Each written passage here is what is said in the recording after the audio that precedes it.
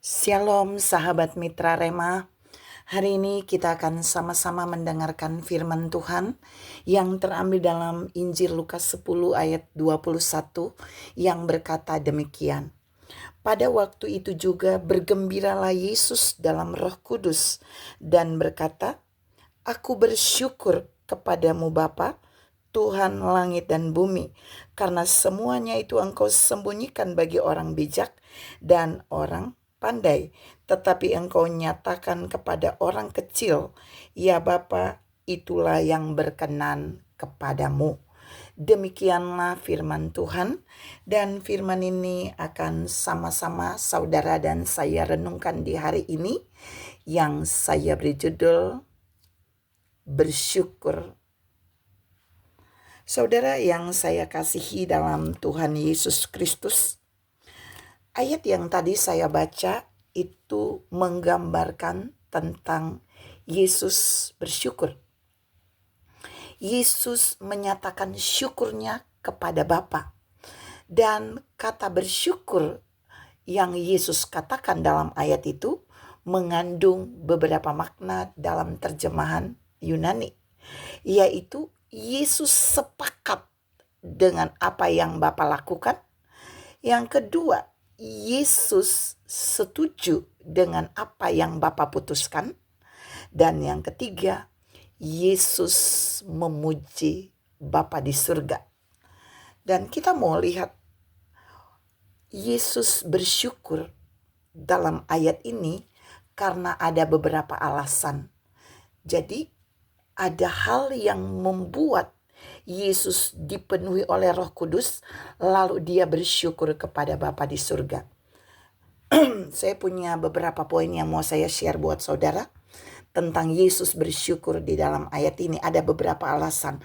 Alasan yang pertama, kalau saudara baca di ayat-ayat di atas dari yang saya baca tadi, Yesus bersyukur karena setelah dia mengutus 70 murid untuk memberitakan Injil, mereka kembali dengan gembira dan sukacita. Jadi Yesus melihat mereka kembali dengan gembira dan sukacita. Disitulah membuat Yesus mengucap syukur kepada Bapa. Mengapa? Karena ada keberhasilan yang terjadi di dalam pelayanan pengutusan Yesus terhadap 70 murid yang dia utus. Jadi Tuhan mau bilang buat saudara dan saya dalam bagian ini, waktu Tuhan mengutus saudara dan saya di dalam ladang pelayanan, dan Tuhan membuat kita berhasil di dalam pelayanan kita, kita bersukacita dan bergembira, itu akan membuat Yesus juga bersyukur kepada Bapa. Mari belajar dari poin pertama ini. Apakah pelayanan kita dapat mendatangkan Yesus mengucap syukur kepada Bapa ataukah tidak? Tapi harusnya ketika saudara dan saya diutus di dalam ladang pelayanan, dan ketika pelayanan kita itu memberikan dampak yang luar biasa bagi banyak orang, dan kita bisa kembali dari pelayanan dengan sukacita dan gembira, maka hal yang sama akan membuat Yesus bersyukur kepada Bapa seperti yang dia lakukan dalam firman ini ketika dia melihat para murid kembali dengan sukacita dan gembira setelah melakukan pelayanan penginjilan saat Yesus mengutus mereka. Yang kedua, Yesus mengucap syukur kepada Bapa. Kalau saudara baca baik-baik di dalam Lukas 10 ayat 21 yang tadi saya bacakan. Karena Yesus sepakat Bapa menyingkapkan pewahyuan kebenarannya bagi orang-orang kecil. Di dalam ayat itu Yesus bilang gini, karena dia tetapi engkau nyatakan kepada orang kecil, ya Bapa. Engkau menyembunyikan bagi orang bijak dan orang pandai. Nah, di sini Yesus bersyukur. Yesus sepakat dengan putusan Bapa bahwa pewahyuan kebenaran hanya Bapa buka bagi orang-orang kecil. Siapa orang kecil di dalam ayat ini? Orang kecil di dalam ayat ini adalah murid-muridnya yang dia utus untuk memberitakan Injil. 70 murid yang dia utus untuk memberitakan Injil di setiap penjuru pada saat itu.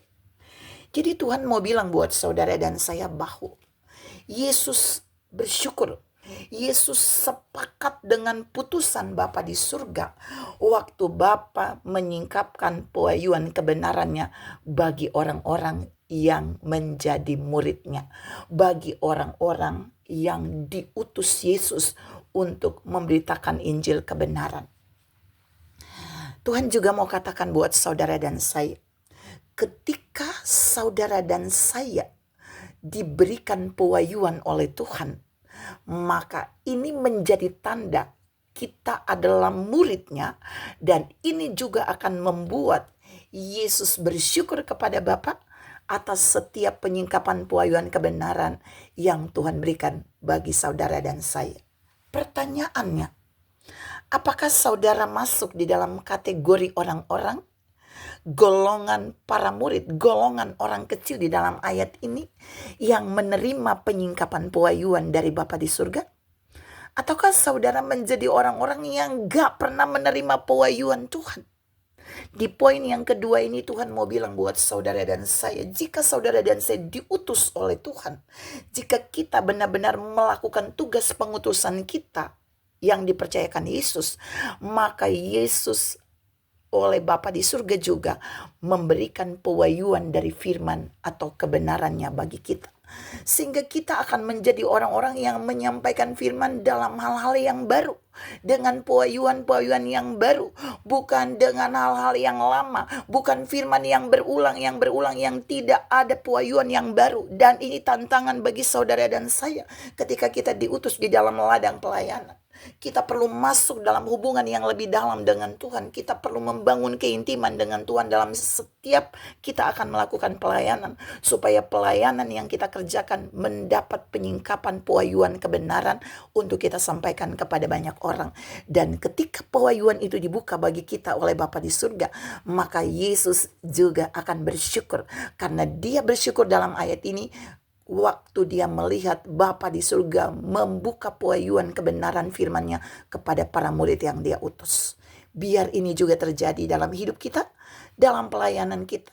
Pewahyuan-pewahyuannya yang dalam itu dibukakan bagi kita, supaya kita juga bisa membuat Yesus bersyukur kepada Bapa atas hal ini. Yang ketiga, yang terakhir, kalau saudara baca terus ayat sebelumnya, sebenarnya alasan Yesus bersyukur adalah ketika para murid itu melayani, Yesus bilang gini, aku melihat setan-setan jatuh, bahkan iblis itu jatuh seperti kilat dari langit. Maksudnya apa? Karena pelayanan penginjilan yang Dia lakukan melalui pengutusan kepada para murid, itu menunjukkan bahwa para murid menang atas kuasa iblis. Para murid menang atas kuasa setan. Saudara bisa baca di ayat sebelum dari bagian yang saya baca tadi, Yesus bilang bahwa aku melihat iblis jatuh seperti kilat. Yesus bergembira dan bersyukur karena orang-orang yang Dia utus di dalam pelayanan penginjilan, mereka bukan orang-orang yang kalah, tapi mereka adalah orang-orang yang menang atas kuasa setan, yang menang atas kuasa iblis. Bahkan di ayat sebelumnya, di situ dibilang gini, Yesus bilang, aku telah memberikan kuasa kepadamu untuk menginjak ular dan kalajengking.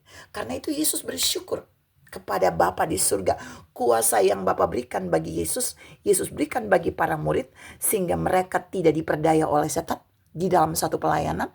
Mereka tidak kalah oleh kuasa setan atau iblis. Hal yang sama juga mau Tuhan katakan buat saudara dan saya. Mari buat Yesus bersyukur jika dalam pelayanan saudara dan saya, kita tidak takluk kepada kuasa kegelapan, kepada kuasa setan, kepada manifestasi iblis, tapi kita memenangkan pertempuran di dalam pelayanan kita, supaya Yesus bisa bersyukur kepada Bapa di surga. Tuhan memberkati saudara berlimpah.